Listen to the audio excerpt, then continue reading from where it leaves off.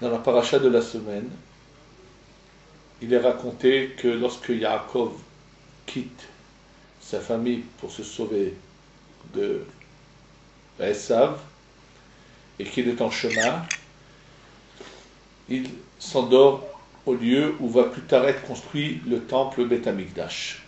Et là, il a un rêve. Dans ce rêve, il voit une échelle qui va du sol jusqu'au ciel, sur laquelle il y a des anges qui montent et qui descendent. La Gemara dans Masechet Hulin explique que ces anges-là, en fait, quand ils montaient au ciel, sous le trône céleste, il y a 4 physionomies. Parmi les 4 physionomies, il y en a une qui est la face d'un homme. Et la face de cet homme-là qu'il voyait au ciel était exactement ressemblée, comme 2 gouttes d'eau, au visage de Yaakov. Donc il montait en haut, il voyait le visage de Yaakov. Il redescendait en bas, il voyait le visage de Yaakov. Il y a Gemara de continuer de dire qu'ils ont voulu mettre Yaakov en danger. Et Rashi explique que c'est par jalousie. Continue Gemara, il nous dit que si ce n'était pas marqué dans la Torah, ça aurait été impossible de le dire. C'est que Hachem vient en personne et se met au-dessus de lui pour le protéger. Comme un père qui prend un éventail et qui évente son fils. Rachid dit pourquoi comme un père qui évente avec son éventail sur son enfant, pour rafraîchir, pour le protéger de la grosse chaleur qu'on appelle le sharav. C'est ce que Rachid dit. Naturellement là-dessus, le Maharsha pose la question sur Rachid, pourquoi Rachid dit-il que Hachem, Dieu le protège de la forte chaleur. Pourtant, dans le Midrash, sous ce même texte est ramené, l'exemple qui est donné, c'est d'un père qui voit des mouches et des moustiques venir sur son enfant, et avec son éventail qu'il évente son enfant, il fait partir ces mouches et ces moustiques. Donc le Maharsha conclut qu'il faudrait dire pour le protéger des mouches et des moustiques. Ce qu'on va voir tout de suite, c'est qu'en fait Rashi ne contredit en rien le Midrash, mais que Rashi qu'on pense être seulement celui qui nous dit le Pshat, et avant tout aussi un très très grand kabbaliste. Alors pour comprendre le secret qui sont cachés dans les paroles de Rashi, je vais vous dire ce que j'ai vu dans un des livres du Rav Nathan Adler, le Rav du Khatam Sofer. La Gemara dans Masechet Brachot, quand elle parle de Elisha qui était souvent en chemin, et quand il passait dans le nord près de Haïfa, dans le village où habitait Shulamite, Elisha allait loger chez Shulamite. Naturellement, Shulamite lui préparait, il avait une pièce à lui avec un lit et tout. Et voilà que Shulamite dit un jour à son mari, voilà qu'un homme ça passe chez nous en parlant d'Elisha. Et la Gemara dans Masechet Brachot, la fille demande comment Shulamite savait-elle que Elisha est un homme saint. Et il y a 2 opinions, Rav et Shmuel. Un qui dit que à chaque fois qu'elle faisait le lit, elle avait remarqué que son lit avait toujours été propre et qu'elle n'a jamais vu d'écoulement de sperme sur son lit, même dans son sommeil. Bien qu'à l'époque de la Gemara, dans la nature de l'homme, celui qui marchait beaucoup en route, avait plus de tendance, lorsqu'il allait dormir le soir, à avoir des écoulements. Lui n'en avait jamais eu, donc c'était pour elle un saint. Et nous savons que la sainteté dépend de la pureté, de l'observation, de ne jamais utiliser le sexe masculin d'une manière que la Torah ne tolère pas, ni de faire des écoulements que la Torah ne tolère pas. C'est ça un saint. L'autre opinion est que tous les matins, tous les repas en tout cas, à l'époque, il n'y avait pas une grande table, mais les gens s'assiedent sur des genres de hauts matelas, des lits assez bas, et avaient chacun devant lui une petite table. Et sur cette petite table qu'avait devant lui Elisha, Shulamite posait des aliments, de la nourriture et de la boisson, et pas loin de lui, il y avait également la table sur laquelle allait manger le serviteur d'Elisha qu'on appelle Gehazi, qui malheureusement mal fini et mal tourné, qui n'était pas tzaddik. Et naturellement, les mouches et les moustiques, tous les insectes qui peuvent voler, se rapprocher de cette nourriture qui était posée sur les tables. Mais dès que Elisha s'asseyait à sa place devant sa table, plus un seul insecte ne s'approchait de sa table. Et de cela avait conclu Shulamite que Elisha était un saint. La question, bien sûr, qui va nous sauter à tous aux yeux, pourquoi nous ne dirons pas de Elisha c'est un tzaddik, c'est un homme juste, qui a des grands mérites? Oui, c'est pour ça que les insectes ne s'approchent pas de lui. Mais en quoi le fait que les insectes ne s'approchent pas de lui a un rapport avec la sainteté, kadosh, saint? La réponse se trouve dans un livre qu'a écrit le Rav Shimshon d'Ostropoli. Rav Shimshon d'Ostropoli qui a vécu il y a à peu près 400 ans, qui a été assassiné par les barbares des Cosaques à l'époque de cet holocauste de 5408 et 5409, où il y a eu un holocauste pas moins grand que celui de l'Allemagne, où également des communautés énormes ont été assassinées par les Cosaques, qui étaient dirigés par un certain Hamilski. Ce Rav Shimshon d'Ostropoli, qui était un très très très grand kabbaliste, écrit dans un de ses livres, l'ange qui est responsable de cette action perverse de faire couler d'avoir des écoulements interdits, s'appelle en hébreu Zevuv, qui veut dire insecte. C'est le nom de cet ange. Pourquoi? Parce que celui qui n'a jamais eu d'écoulement interdit de sa vie, les insectes ne l'approchent pas. Et donc en réalité, quand Shulamite parle de Elisha, c'est un saint, parce que les insectes se sauvaient de lui, a tout à fait raison. Le fait que les insectes ne s'approchent pas de sa table quand lui s'y est assis, ça veut dire qu'il était tellement saint qu'il n'avait jamais eu d'écoulement, c'est pour ça que les insectes ne peuvent pas s'approcher de lui. Dernier point à comprendre, c'est pourquoi Yaakov en particulier a-t-il eu ce mérite que sa physionomie soit dans le trône céleste et non pas son père ou son grand-père Abraham et Yitzhak. On va tout simplement rappeler quelque chose que a déjà été cité dans d'autres cours. Abraham, Yitzhak et Yaakov sont la réincarnation de Adam Arishon du premier homme, dont l'âme se partage en trois.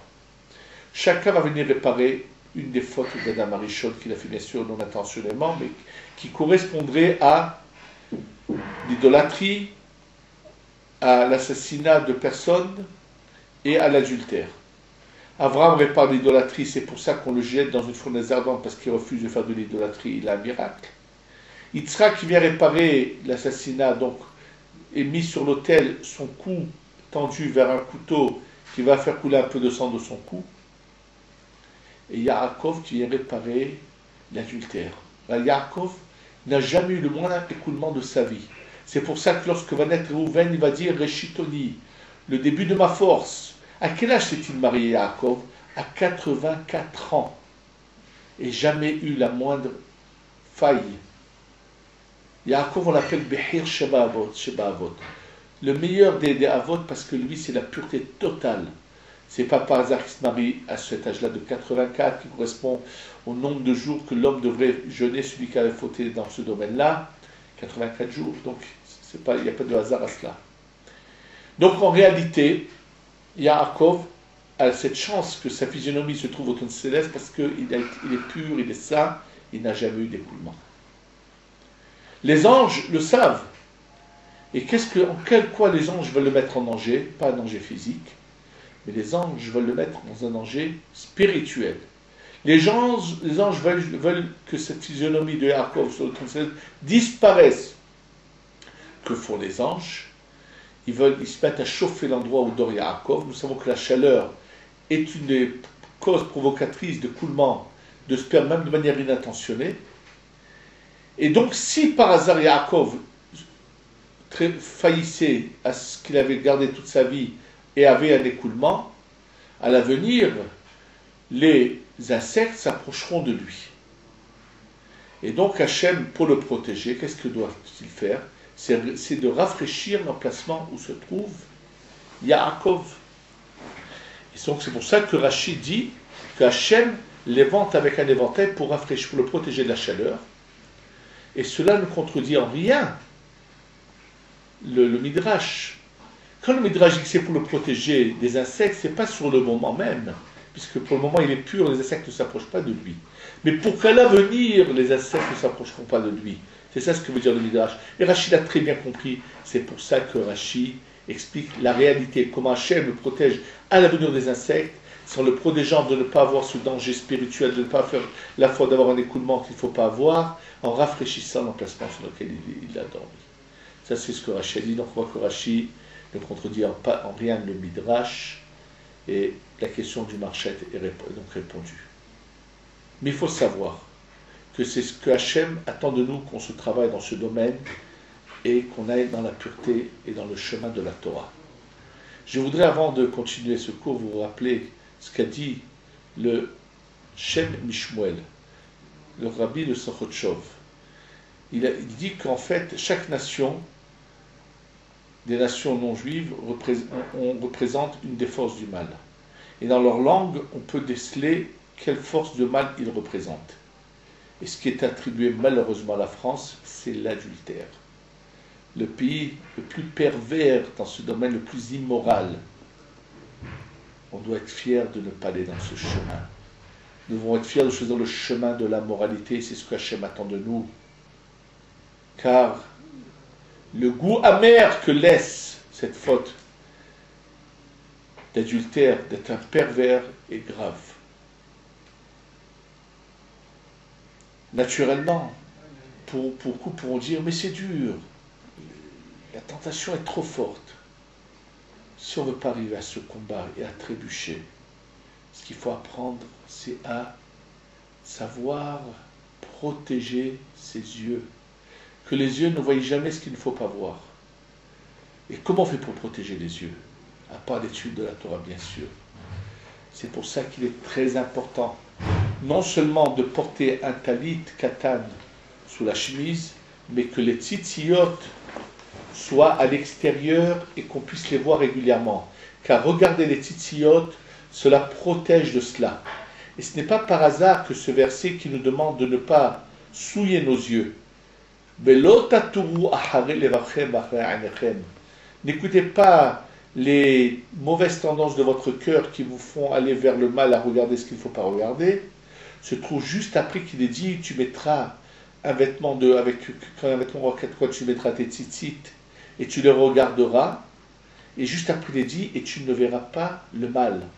C'est-à-dire qu'en fait, regarder les tzitziyot, c'est ce qui protège de regarder ce qui est mauvais. Et si on protège ses yeux, on n'aura pas de difficulté à surmonter cette épreuve de la tentation qui est contraire au chemin de la Torah et qui finalement coûte très cher. Rabbi Yehuda Aftaya, ce grand Mekoubal, raconte dans son livre, lorsqu'il s'est occupé d'âmes qui erraient entre le ciel et la terre, qu'un jour est rentrée dans une jeune fille, une âme errante, qui était une des femmes de Bagdad, qui avait été tuée avant l'âge de 40 ans, au ciel, on a décidé de la prendre de ce monde. Cette femme trompait son mari. Une fois qu'elle arrive à la 100e fois qu'elle a trompé son mari, on avait décidé au ciel que ça suffisait, que ce mari qui ne savait pas que sa femme le trompait, donc elle lui était interdite, vive avec une femme de manière qui lui est interdite. Donc cette femme, au lieu d'avoir une vie normale, de vivre jusqu'à 70, 80, 90 ans ou 100 ans, est partie de ce monde déjà à l'âge de 40 ans. Et lorsque Rabbi Yehuda Aftaya la questionne, elle lui dit, raconte comment au ciel, c'est la chose sur laquelle elle a été jugée en premier, et elle ne savait pas qu'elle avait trébuché 100 fois, mais le ciel, le tribunal céleste lui a dit, et pour chaque fois qu'elle a fait cette bêtise, cette erreur, cette faute si grave, elle a reçu 1 an de errance entre le ciel et la terre. Ça veut dire qu'on l'a condamnée d'abord à 100 ans de errance entre le ciel et la terre, des souffrances terribles pour l'âme, et c'est qu'après seulement qu'elle devait être jugée sur le reste des choses moins graves. Il faut le savoir, tout le monde finalement doit passer à la caisse et payer l'addition. C'est dommage. Pour un soi-disant plaisir, je dis bien soi-disant parce que ce n'est pas le vrai plaisir. Le plaisir, c'est celui qui sait dominer ses vices et qui vit un homme heureux dans le chemin de la droiture et de la pureté avec son épouse. C'est ce que la Torah veut de nous. Et il faut savoir se travailler là-dessus et arriver à la pureté, ne jamais trébucher. Qu'Hachem nous aide à le servir dans la pureté, la droiture, et d'être de bons exemples à notre entourage, avoir une vie morale au service d'Hachem. Amen. Et on aura bientôt la Géoula, le Mashiach, et Hachem mettra un terme à toutes nos souffrances. Et là, j'en profite pour demander à Dieu de venger le sang de ces innocents qui viennent d'être versés en Inde, à Bombay, par ces vulgaires animaux d'islamistes. Si c'est ça ce que l'islam est capable de donner comme moralité à ceux qui la pratiquent, ça prouve que c'est une belle histoire d'homme debout, d'un vieux fou qui s'appelait Mohammed, qui était un serviteur chez des rabbiniques juifs, qui a voulu créer une religion qui est complètement bidon et qui a donné que, malheureusement, naissance à des assassins, à des hommes orduriers, sans aucune pitié cruelle, et que Dieu venge au plus tôt le sang de ces pauvres malheureux qui ont été frappés de manière aussi cruelle et qui mettent un terme à ce mensonge qui s'appelle l'islam. Amen.